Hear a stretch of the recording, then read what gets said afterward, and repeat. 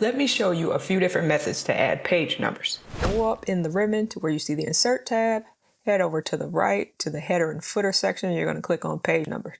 Here you'll select the position of your page number that you want. You can choose top of page, bottom of page. There's a few different options. I'm going to select bottom of page and in the right hand corner, so we'll go down to plain number 3.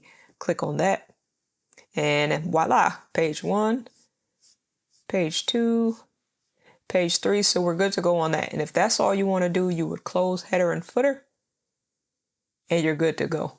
But say for instance, you don't want this number 1. Say this is your cover page and you don't want a number on there. Let me show you how to fix that. So if you added your number as a footer, you'll double click your footer. If you added it as a header, double click your header. So we'll double click and then the header and footer tab will open. You're going to go to the section that says options. And then you're going to check this box that says different first page.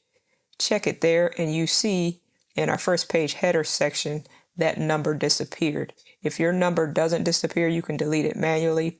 And just a tip, if you forget to check that different first page box and you delete the number in the footer, it's going to delete the number in every page. But as you see, we have page 2, page 3, so on and so forth, and no number on the cover page. You can close header and footer and you're good to go.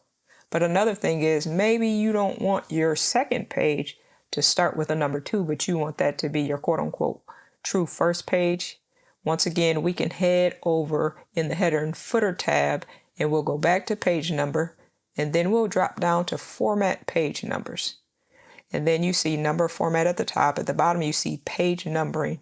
Click on that start at, and then instead of 1, we're going to change it to 0 because with Microsoft Word, even though the number doesn't appear on the cover page, it's still counted internally. So right now it's 1, 2, 3. We're going to change it to 0, 1, 2. Click OK and no number on the cover page.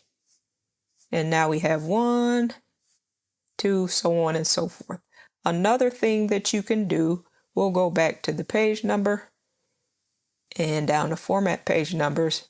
If you don't want 1, 2, 3, maybe you want letters or Roman numerals, you have the option for all of those. I'll just select Roman numerals. We're going to get a pop-up just because that start at, we have it a 0, 1, 2 number instead of Roman numerals. So we'll go down, change that to an I, click OK. And now you have your Roman numeral pages. So I'm going to uncheck different first page so that I can go back to page number and remove page numbers.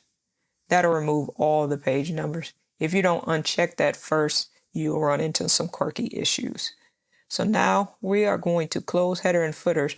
Now another thing you may want to do, say you're printing double-sided or something like that, there was another option. If we go back to the Insert tab, page number, and we would just add to bottom of the page once again the plain number. There was another option in here for different odd and even pages.